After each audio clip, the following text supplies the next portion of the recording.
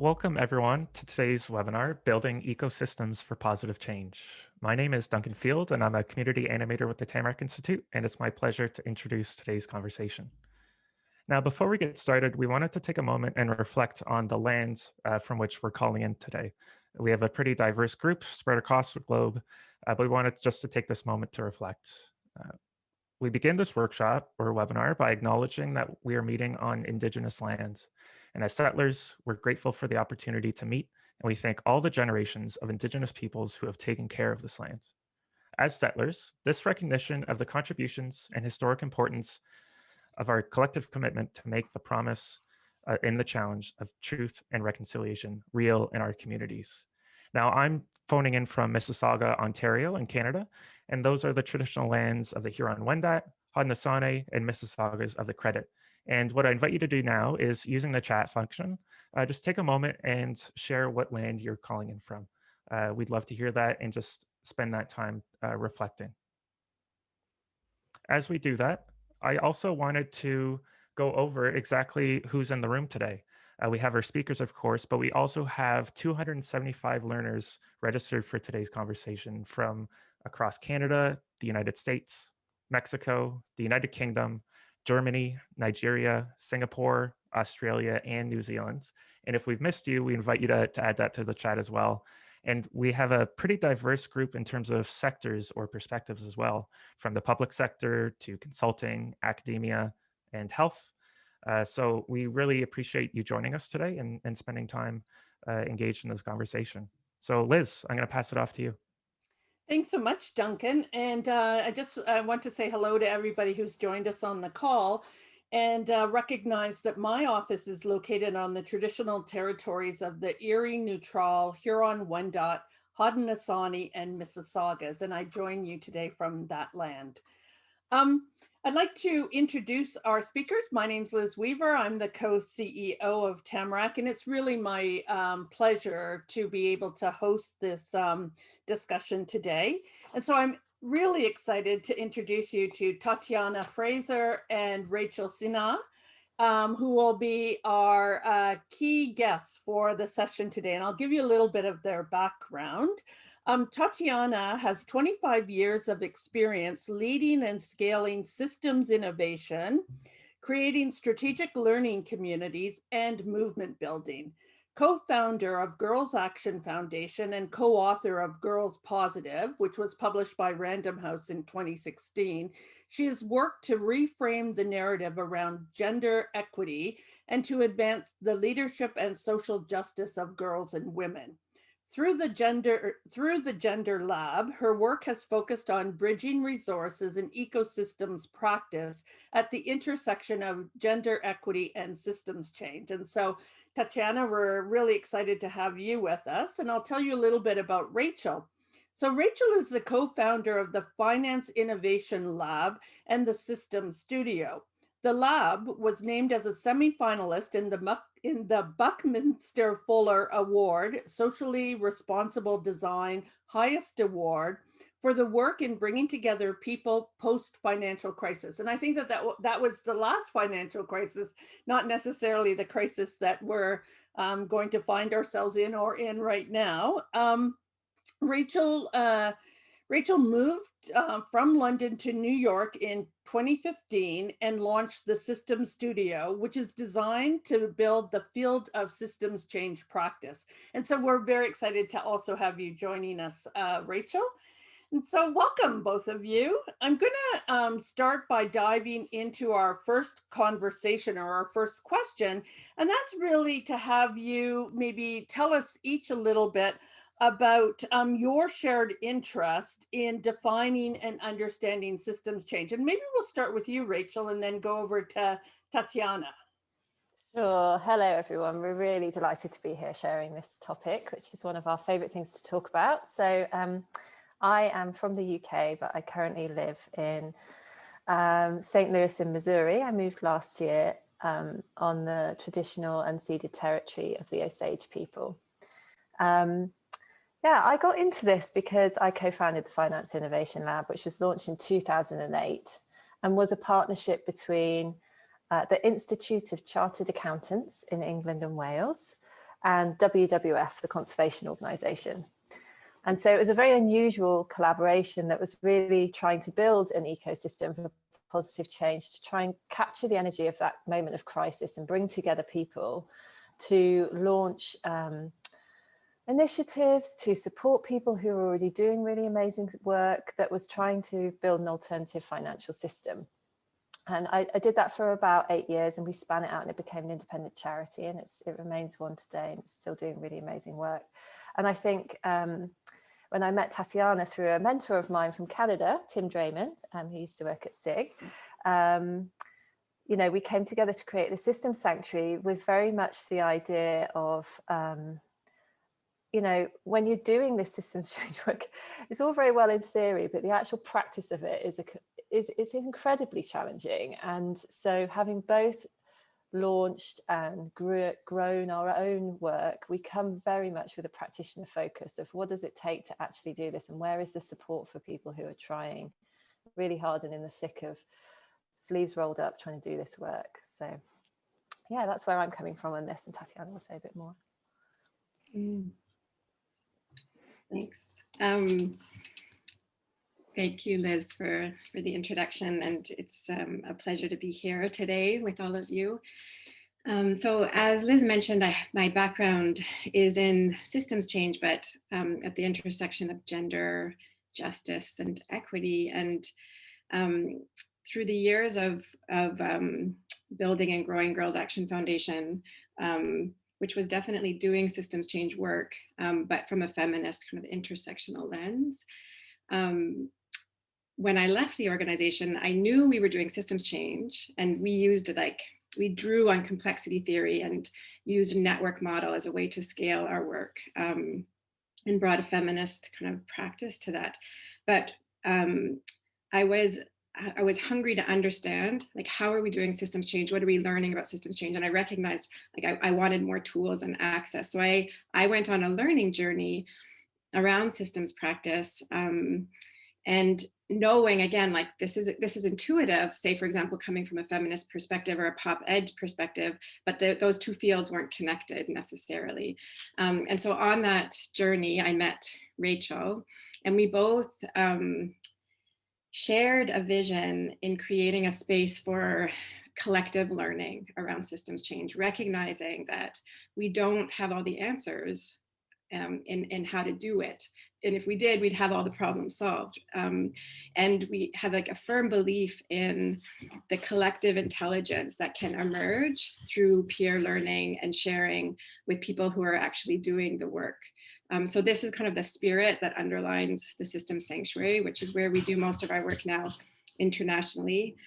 And through System Sanctuary, we convene cohorts from people with people from all over the world who are doing systems change work. And we also teach and coach on systems change and systems practice.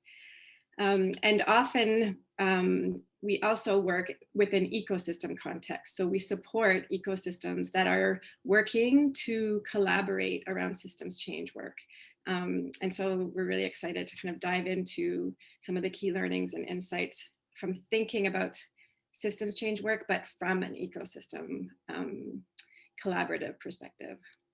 Which is actually a really nice entry into our next conversation point, which is really having you describe, Tatiana, kind of the ecosystem approach. And how do you think about that, and how do you use it to scale positive change? So what are some of the lessons that you've been learning in your journey? Great, thank you. So before we kind of start, just to really state kind of at a foundational level that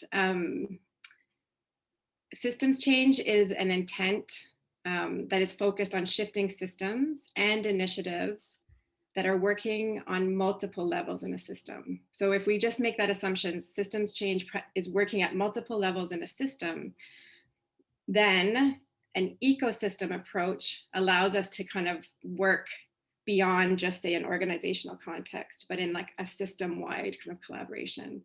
So that's the frame that we're working from. An ecosystem is multiple interventions in a system held together by some core kind of leadership and team. So when we look at what are the conditions that are required to grow an ecosystem approach to generate positive change, a starting place that we can, where we can think about is, what is a healthy ecosystem? Like, what does it mean to be a healthy ecosystem working towards shifting a system and creating systems change? And so these are some of the things that we outline and that we see as important. One is that a successful ecosystem connects on a regular basis with people engaged in a shared commitment to shift the system, so that there are multiple points of connection, and that within these initiatives, there is time for collective reflection, for inquiry, for sense making, for sharing of challenges and exchanges across the participants or the actors that are working together in that ecosystem. We also find that there's a clear process for capturing and sharing the learning.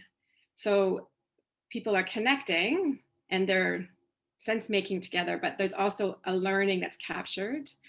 The community builds learning into every kind of single experience that they're doing in a structured way. And that this feeds back into the work of the ecosystem and the broader field. So it's like there's sense making and like feedback loops that are coming back into that ecosystem to inform how it works together. Something else that's really important in an ecosystem is like, who is a part of that? Like when we put a boundary around an ecosystem, and it's important, you know, we hear this often, that the actors are working across sectors and silos. And so they're not, there's diversity in that system, and they're accessing new resources and partners as a result. So people are breaking out of kind of the traditional ways in which they're working, or the actors that they're typically collaborating with or getting information from. We also see that participants actively seek out collaboration with each other because they have built trust and understanding. So I think in an ecosystem initiative, there's not an agenda necessarily to say, okay, we're planning these X number collaborations, and this is how that will happen, but they actually emerge through the relationships and the trust and the connectivity, the diverse connectivity in that ecosystem. And then they also have the capacity to work systemically and continue to learn together and grow. So this is an important piece.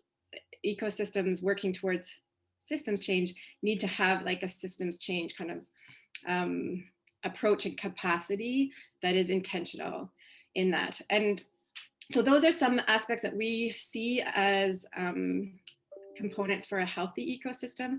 And a key foundational piece is working with an equity and a justice lens. And this recognizes that systems change work risks perpetuating the systems and structures that's actually trying to shift.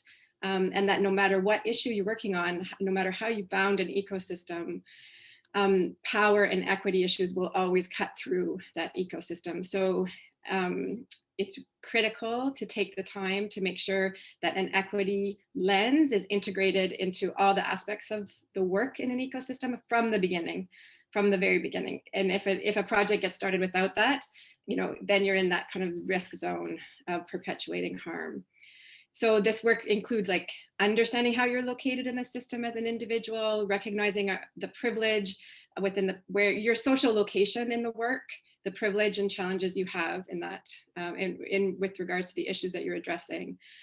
And that can be done through locating yourself, but understanding your culture, your history in relation to the systems work that you're working in, and as an individual, but then also as a system actor or institution, and that should then therefore inform your strategy so that the ecosystem is being brought together in a way that has the potential to shift power away from dominant centers and into kind of the non-dominant spaces and communities that are part of the ecosystem and really important. So it seems to me that it's kind of like organic and developmental at the same time. So like the environment and ecosystem seems to be has kind of growing and changing dimensions. But what I really liked was, the idea that you brought forward around equity and justice as a kind of a cross-cutting lens to this work. We had a comment in the chat box that appeared that this person noted that they use the principles of organic agility to foster their ecosystem or their systems change work. So again, it sounds like, again, another model where it is flowing and organic and brings those contexts into play. Rachel, I'm going to turn it over to you now and ask you about the kind of core tasks of convening and nurturing ecosystems and what those look like from the perspectives of the systems sanctuary and the work that you're doing. Yeah, so we tend to work with people who are kind of in the first 2 years of launching an ecosystem project. And we would say that it's incredibly confusing for people who are trying to do that. Like, what on earth do you actually do to get this going? And so we did some reflection on, okay, what are the simple steps? And of course, this is nonlinear, and this is, but it helps to have some kind of stepping stones, we find, for the people that we work with. So I'm just going to outline what they are. And it's really, first of all, to start, that you just have to get on with it at some point. And it's incredibly confusing, and often we find that core teams don't have a really shared vision of exactly where they're going or very specifically what it is that they're trying to do, but they have enough clarity to be able to get moving in a certain direction and put together an invitation. And that really is how an ecosystem project usually starts, is that you set out an invitation to convene a group of people around a shared interest around positive change. So, when we did the Finance Innovation Lab, we just sent out an invitation with all the confusion and mess of two organizations who'd never worked together before and didn't really have a shared vision of how can we create a financial system that's better for people and planet? And then from our very diverse networks, whoever showed up to that call. And it was all sorts of people that were not people that usually hung out with each other previously. But it was a matter of just in a messy way getting going. And so once you get people together and you convene virtually or physically, there it's about using that opportunity to uncover some of the systemic challenges that collective group of people are facing using mapping tools. So there are many, many systems mapping tools, and we like to keep it very simple if possible. We use things like transition theory, which helps you to map out, who's already doing work in the ecosystem and where are the gaps. Very simply, that's kind of what you're looking for. Or what are the systemic barriers that mean that although we're all working towards positive change in a certain area, we keep getting stuck and the same things happen over and over again and everyone's really frustrated. So what you're kind of looking for is, where are the areas where if we put our heads together and we work together, we could shift something that we can't shift on our own. But also, where are the kind of shining stars, the people that are doing amazing work where it's just very under-resourced because perhaps people are not understanding the work that they're doing, or they don't know about it, or they're not well connected to other parts of the system. And we identify that by doing some sense making. So we start, we convene, we map, and then we make sense of what we're seeing from this kind of qualitative mapping experience. And then finally, a bit as the project goes along, you're looking to get some stuff going so that didn't exist before. So, we see that more mature ecosystem projects do things like have leadership accelerator programs for people who are doing amazing work but just need a bit of a leg up, or having coalitions that are driving policy change, new networks with shared interest, or new communication strategies emerge from this kind of collective seeing and filling some gaps. So in broad terms, those are the steps that we take. Can I ask a follow-up question that just occurred to me as as you were speaking, at what point in the process do you define what is maybe a collective sense of what positive change might look like? It's a really, really good question. So, and highly debated. And I would say it depends on which group you're talking to. So, you know, you might start out with, you know, for example, Forum for the Future in the UK have a protein lab, which is about trying to transition us from eating meat to eating more protein, you know, and that has quite a specific vision in mind, from eating more non-meat based protein, I should say. That has a very specific vision in mind. When we were working in the Finance Innovation Lab, we took a very bottom-up approach, and we said, in this moment of crisis, we can see that there are many different views about how we might shift that system.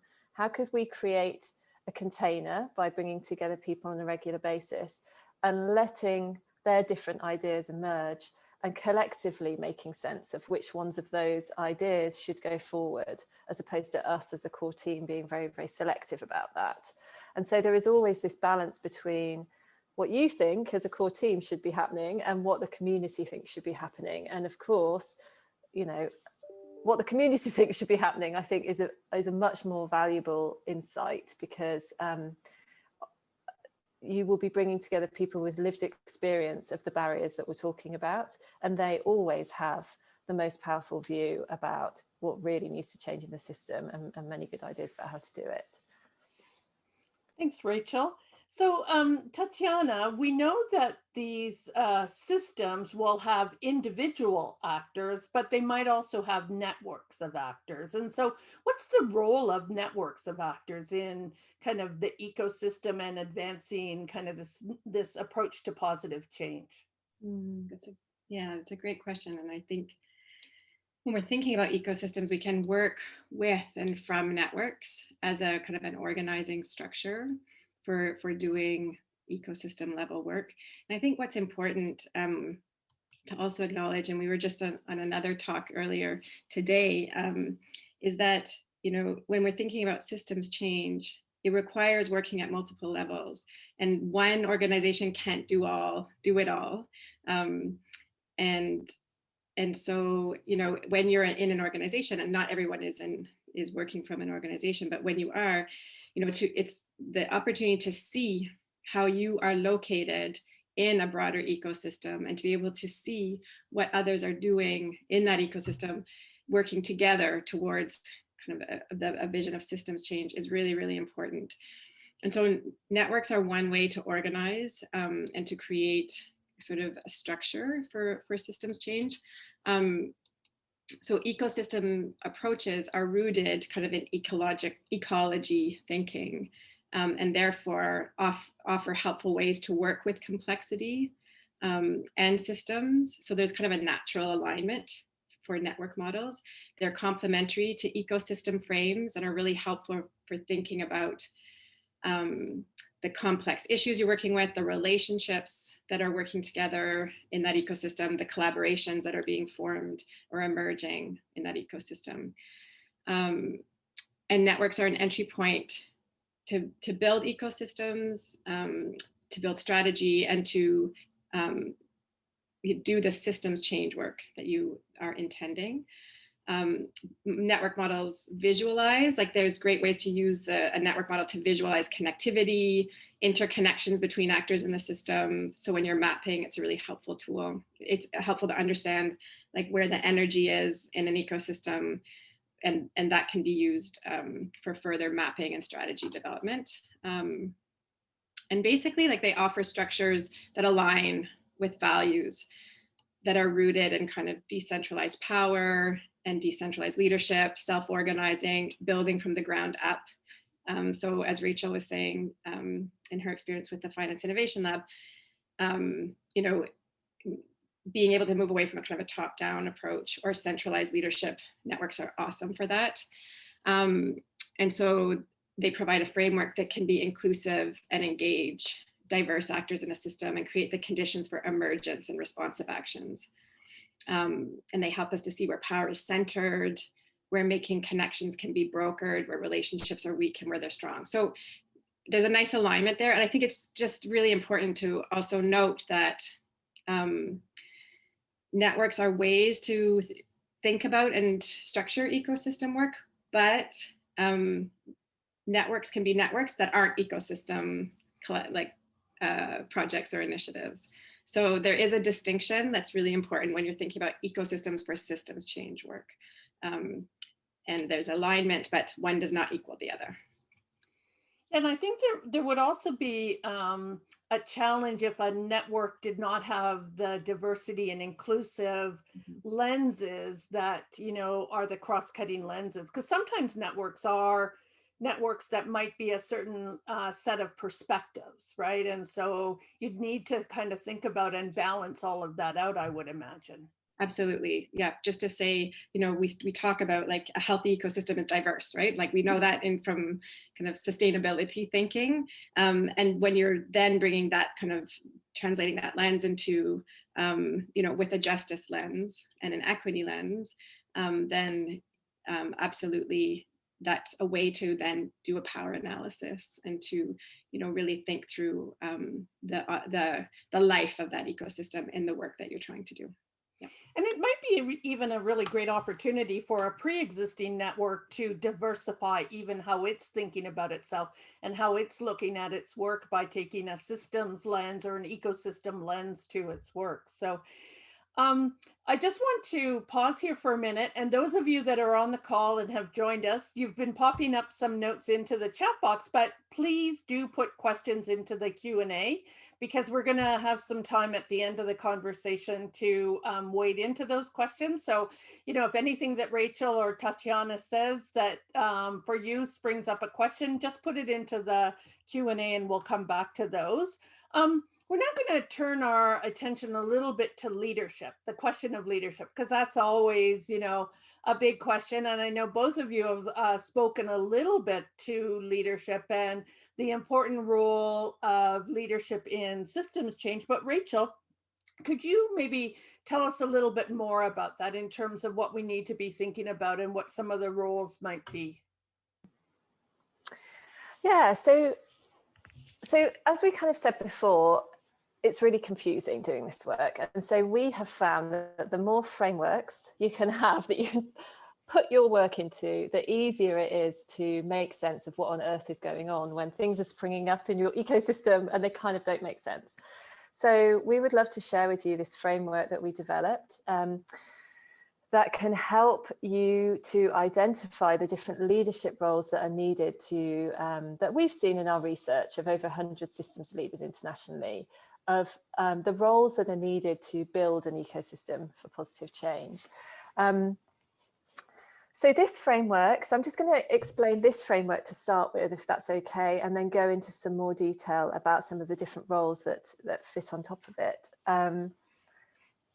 This framework, and I should say this work is also based on a publication that Tim Drayman and I wrote about 5 years ago called Mapping Momentum, which was all about building ecosystems in service of building the field of systems change. And Tatiana and I have since built on it using our work with many different people internationally who work on ecosystems.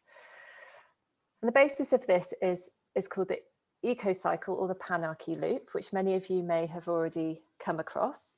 It talks about the birth and death of natural systems.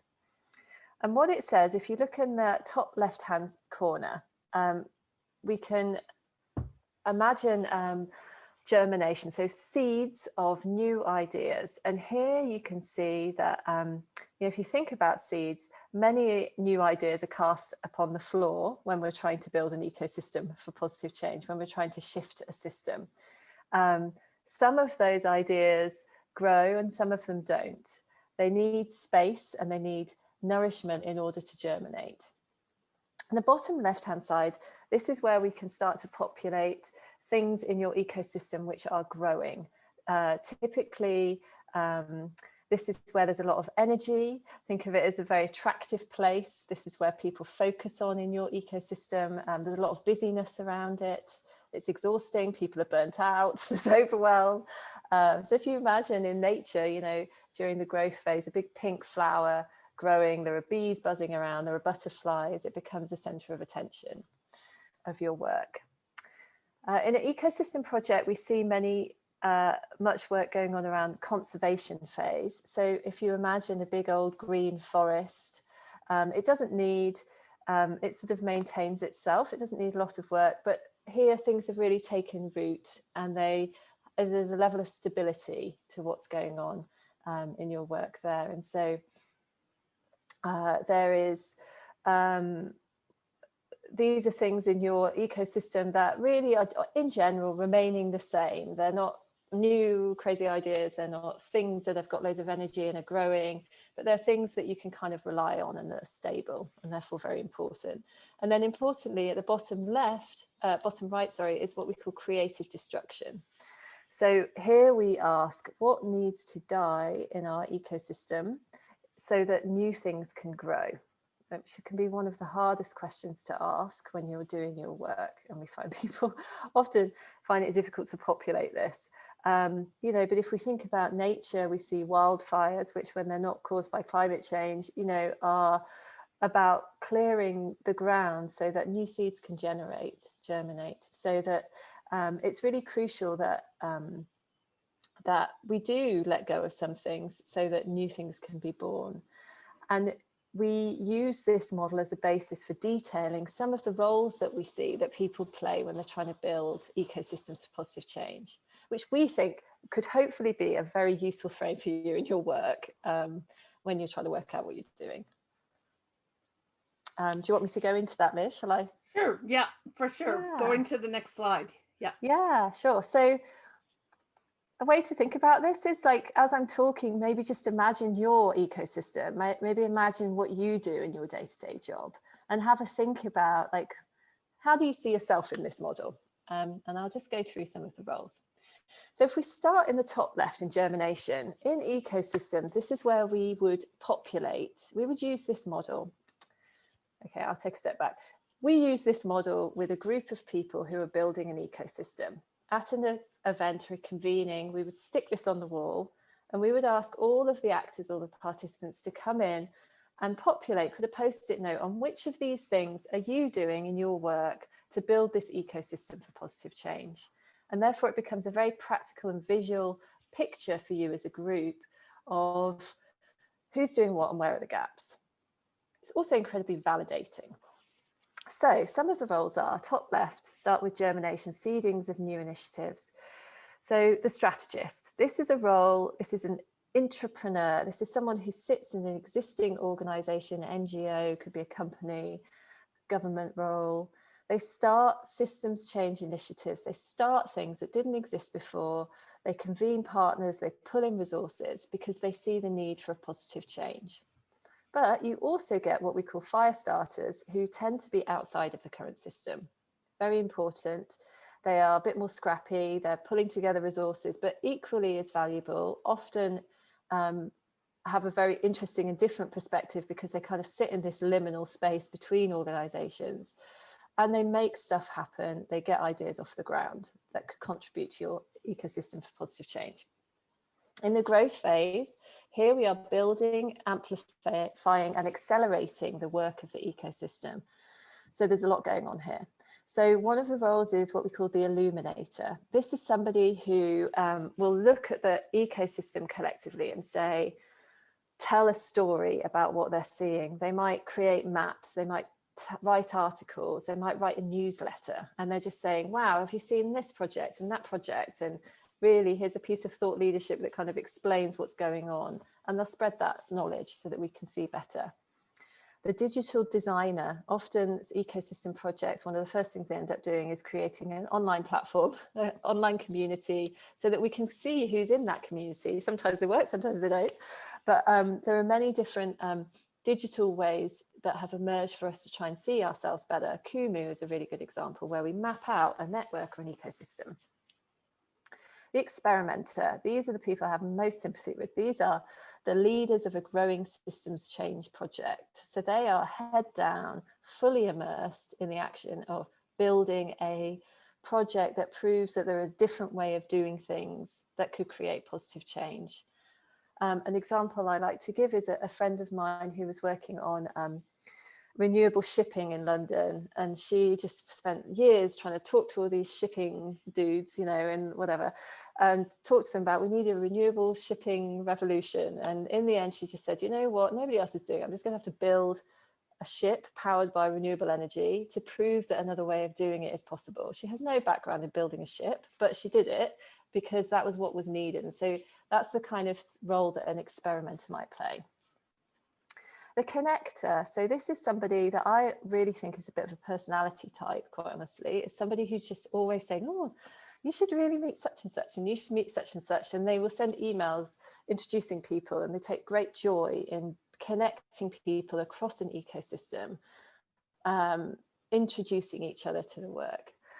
A convener is someone that takes it a step further. So in order to convene, you have to have power to convene. So that power can come from different places. So you could be based in community and have a lot of credibility, and therefore be the person who sends a few emails, makes a few phone calls, can bring everyone together. You could be in a foundation and you're able to convene people because you have offices, you know, in non-COVID times. There's somebody that brings people together at well-designed events to explore different elements of systems change.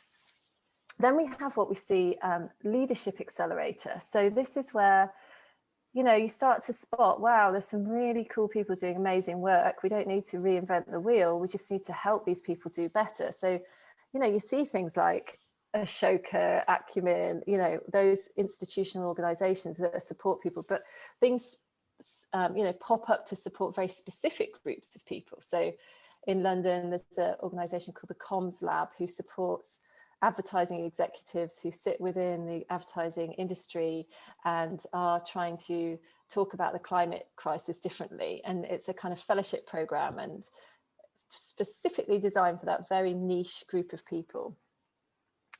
The ecosystem funder, very important and very rare. And I would reiterate, if you're a funder, please think about doing this. So somebody who can see that an ecosystem approach is what's needed here. We're not going to get a silver bullet solution to a systemic problem. We need to be working at multiple places in the system at the same time. And somebody who will say, well, I'm going to try and play the role of funding multiple places in the system. Garfield Foundation in the US, I think, are pioneers at this. McConnell really also doing really awesome work. Lang Kelly Chase in London doing really cool work about this as well. And then finally, the bridger. So this is somebody who will play a specific role bridging across difference. So they're connecting communities across many different sectors. They're often working with a different way of knowing and being in the world, and they can work either from the dominant center or from the a more marginalized context. So we see them often, people that are working from marginalized contexts and are bridging into really interesting work. Tatiana and I are doing some fascinating work supporting bridges who are exploring things like the connection between North and South in terms of systems change, the connection between the movement for Black Lives Matter and world of systems change work, the connection between healing self and healing systems. And so there will be people asking really interesting, edgy questions about the field of systems change, for example. And they are people that bridge these different worlds, and they play that role, again, almost as a personality type. Then in your ecosystem project, you will see things like a lot of work going on in conservation. So these are stabilizing roles that turn experiments that are happening into established cornerstones of the field. So this is where we get the knowledge builder. We get academics following up on, oh, look, there's a whole group of people working in a new way. Let's write this up. Let's pump it out. Let's write down that thought leadership and make sure it becomes solidified, it gets shared more widely. You also get what we call the shining stars. So they become these demonstrator models, and you probably in your own world will know these immediately. They are the people that get invited to all the panel sessions, that are always used as an example in a field of practice. They get completely exhausted. They get asked to do everything. But they also get a massive leg up, and they become somebody that everyone can point at and be like, look, there is proof that this works, and this is a different way of doing things. And then finally, in the creative destruction, section. So this is, again, is about like, what do we need to let go of for this like positive change to really happen? Of course, it's completely depends on the context, but what you need here is some people who are a bit disruptive, who are going to say, what we're doing at the moment is not working. We are putting money into stuff that is not, you know, disrupting enough, for example. And yet someone who's a civil society activist, for example, we probably know many of these people. They raise awareness, they start movements, they get people engaged and organizing protests and building movements. We've had, you know, Black Lives Matter, Me Too movement, climate crisis movement in the last year, and we see these people calling out the need for systemic change. You get an incumbent disruptor, somebody who sits within the big NGOs, a foundation maybe, who works in the government, who will just use that platform and position of power to stand up on a microphone and say, what we're doing is not creating systemic change, we need to do things differently. And that creates a crack that allows new things to emerge. You get somebody who is a wise healer. So, you know, this work around like healing self for healing systems is becoming a really important part of systems change work, as it always has been, but a light has been shone on it, I think, in more recent times. And so this concept of bringing spiritual practice, holding space for connection and a deep sense of truth about what needs to change is a really important role in systems change work. It holds people accountable, it holds people to be authentic, to recognize their position in a system, their privilege, and understand the intersectional nature of who they are when they're showing up in their work. And then finally, you get somebody who's a truth teller, who could be just somebody standing at the very front line with a deep, deep sense of lived experience, who will call out the truths of an injustice. They may not be a movement builder, they might not be on the streets, but they will speak, and they'll speak loudly, and they'll keep saying the point that needs to be made. Yeah, and then finally, I would say, you know, the role of a systems leadership core team in all this is to try and make sense of all this different stuff that's going on and work out what is it that you need to be putting your resources on that could actually help some of this thrive. Is there a massive gap of connection? Is there nobody writing stuff down, which often happens in the first couple of years? Is there enough people calling out the need for real change? And one final point that I'd really like to add to this, actually, after a year of COVID lockdown and nightmare that it's been as a mother of 3 children, is that like a layer that needs to be put over this framework, and we will be doing, is one of care. So who is caring for the people who are doing all of this work? Who is doing the care, the physical, emotional, the spiritual support that actually allows people to show up? Because it's often gender, it's often women who are doing that work, not exclusively. And if we were to create the conditions where that is unseen and undervalued, then it would just be men doing all of this work. So I'm just saying that. And it's really important that, yeah, we acknowledge the importance of making sure people can show up and do this systems change work at this time, which is has been so challenging for everybody. It's almost as if you need another little circle with a heart in the middle of it, right? That says, you know, who's the nurturer, who's the carer in each of these, and who will play that role, or who can bring that forward. You know, as you were talking, Rachel, the one thing that occurred to me, because I'm quite familiar with the, you know, the panarchy model, and we use it a lot at Tamarack. But wouldn't it be cool to think, while you have them located, these roles located, you know, in different parts of the panarchy cycle, wouldn't it be cool to take a bridger, for example, over to the conservation role and say, hey, academics, how do you bridge into practice, right? And so using that function to pull out, you know, the other roles in that sector, or take the fire starter over into the creative destruction role and say, because that's often a role that I find when we work with groups that, you know, people don't want to give things up. They just want to layer more, but the fire starter might be able to start some of those fires to, you know, to burn some of the old baggage that we're carrying to create that new space. So I was, you know, as I was listening to you, I was thinking, oh, that could be over here, or that could be brought over here. And it might move people from stuckness to unstuckness, which is, I think, something, when we're working on systems change or on organizational change or, network change, we sometimes get stuck, right? And so, yeah, that might be another way of thinking. You probably have done that in your work. No, it's a very cool idea. I haven't thought about it very specifically like that, but yeah, I mean, the hope is, I guess, that if you convene people and map stuff, then people can say, "Oh, I see you're a fire starter," and have a conversation. And I mean, really, it's about deepening those relationships of those different people in the ecosystem. If you convene the right people and you continue to, bring in a diversity of people, then building, deepening, cultivating, nurturing those relationships between different people in the ecosystem is really what we believe creates systems change. You can be very technical about it, you can have all the theory in the world, but if you're not building and deepening relationships between people, then really it doesn't stick in our experience. So again, we're going to go to our final question in the conversation, but again, invite everybody who's listening to the call to type their questions into the chat box.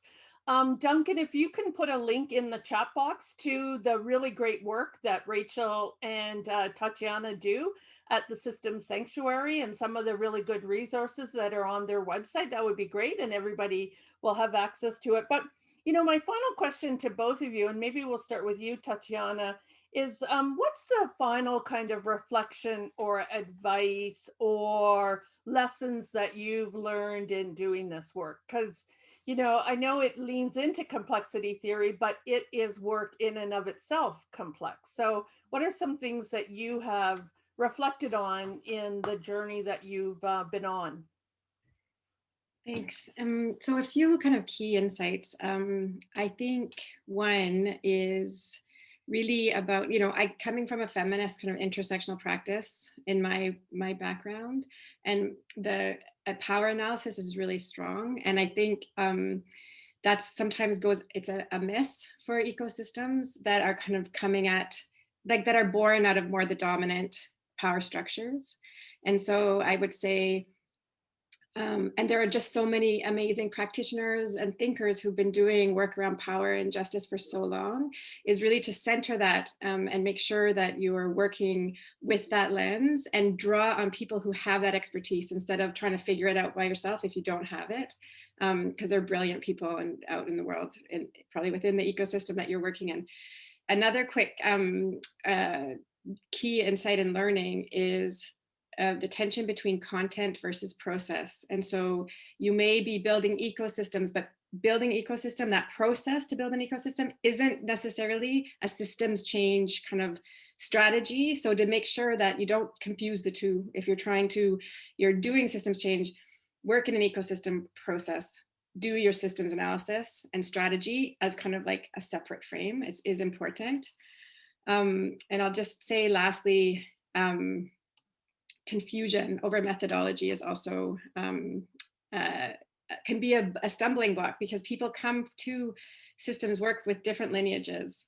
And sometimes we have a kind of set lineage in our mind, like I grew up on complexity theory and feminism. So like I draw on popular education, I draw on the great work of Frances Wesley and Brenda Zimmerman, but other people come to this work with different methods and lineages and roots. So it's really important to be able to see those, learn from other people, and know which one you're kind of working with. Otherwise you can get into power struggles around leadership and around confusion about what you're actually doing. Yeah. Great. I think those are they're good touchstones to have. What about you, Rachel? Yeah, I mean, I guess I would just say that I mean, my major thing is it's never that graceful. It's always a bit messy and everybody beats themselves up about it. And so, don't expect that for the first couple of years, you're going to have something shiny to show externally that everyone's going to be able to understand. You'll probably have one big project and a couple of random things that don't really fit together and fit on your framework nicely. And it's okay. These projects work best when you take a really long-term 10-year view of them, 20-year view. And over time, they will have their own momentum and grow as your relationships grow and your work attracts new people in. But yeah, if it's not looking shiny and perfect, you're not alone, I would say. Great. Hey, thanks so much to both of you. I think we've been on not only the panarchy journey, but we've also been on a really interesting learning journey together. And I've certainly picked up some new ways of thinking just in the 20 minutes that we've had in conversation. I'm going to bring my colleague Duncan back in. And Duncan, you've been monitoring the questions in the Q&A box and some of the comments in the chat. So anything that any questions you want to bring forward? Yeah, thanks, Liz. We had a number of comments about the role of power in some of these systems approaches, and I think they're represented really well by a question that we got from Janet. And they asked, given that power and equity always cut into an ecosystem in the current context, I'm curious about where there's a model, either governance or decision making or something else, available right now that enables people to thrive in a systemic context. Yeah, that's a really good question. And I would say that from my perspective, there's for governance and decision making, I think we can draw on lots of practices that are kind of rooted in democracy, like consensus processes. And I think paying attention to governance structure and like governance, I think should always be rooted in the practice of an organization. So I wouldn't say there's a cooked model here, but more that that governance structures are kind of built in a way that are responsive to the needs of the of the ecosystem and the process that you're leading. But most importantly, I think a power lens, means that a power and a justice lens means that you're bringing that to everything that you're doing. So on a governance structure, you're going to want to be thinking about who's around the table, who's represented. Is it actually representing the people who are most harmed by the systems you're trying to change? How is that power shared? How is that power and how are resources being distributed? That's key. I think where money flows and shifting resources so that they are being distributed to communities who are most affected by systems that are harmful. Like these are some of the questions that I think are important. And I think there's lots of people to draw on who have lots of experience and practice around doing this well. And that's probably the call on those leaders who've been in these trenches for decades. Rachel, anything that you want to add to this conversation? I mean, we could have a whole webinar just on navigating power and power dynamics. Rachel, and perhaps we will. Rachel.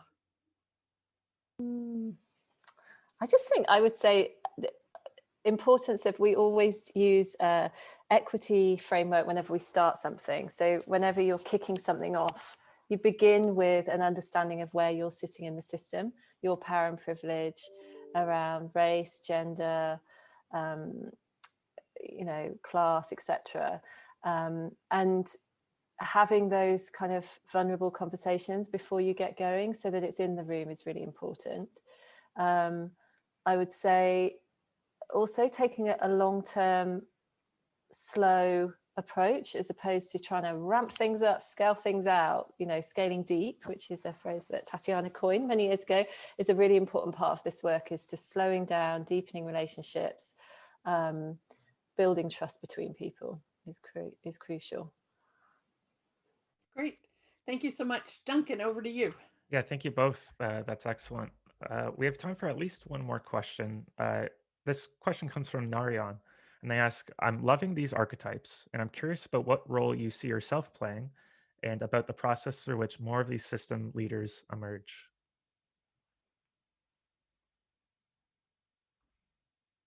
Well, it's interesting. I think what's fun about it is, I think personally, I've played many of these roles in my career. I definitely love connecting people. I will always do that, no matter where I am, whatever I'm doing. But right now, what we're doing in the System Sanctuary is, I guess it's kind of an accelerator model learning. We take people who are working in systems change work, and we create the conditions where they can lead better by supporting each other.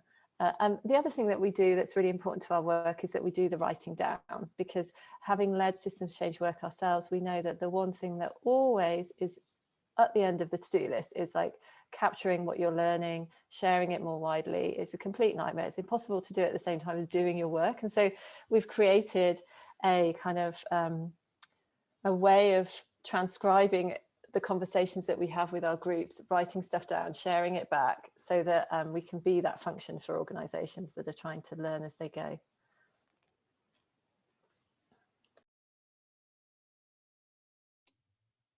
Tatiana, do you want to, or do you mind sharing which role you might put yourself under? Yeah, that's great. I love that question. And I think, I think I'm somebody who really, it's quite entrepreneurial. So I'm, I guess, a fire starter, kind of on the innovation side. But I also, I think through the sanctuary, we've also spent a lot of time in the back loop, thinking a lot about transitions and really drawing on personal life experiences around transitions to